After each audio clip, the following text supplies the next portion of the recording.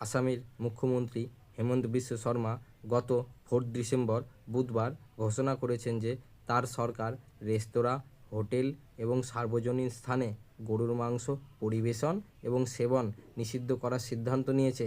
রাজ্যের মন্ত্রিসভার বৈঠকে এই সিদ্ধান্ত নেওয়া হয়েছে।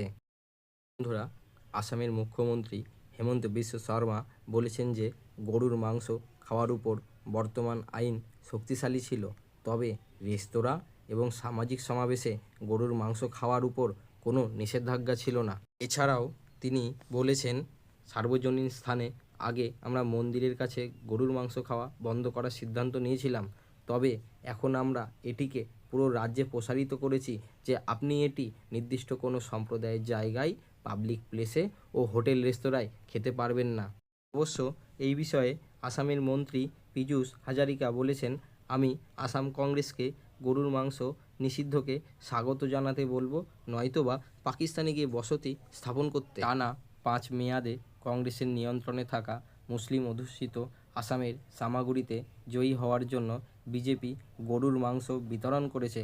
এমন অভিযোগের জবাবে হিমন্ত বিশ্ব শর্মা বলেছেন যে বিরোধী দল বিষয়টি উত্থাপন করায় তিনি খুশি এবং তার বক্তব্য, সামাগুড়িতে 25 বছর ধরে কংগ্রেসের সাথে ছিল, সেখানে 27,000 ভোটে বিজেপির কাছে হারা এটি ইতিহাসে সবচেয়ে বড় লজ্জা কংগ্রেসের।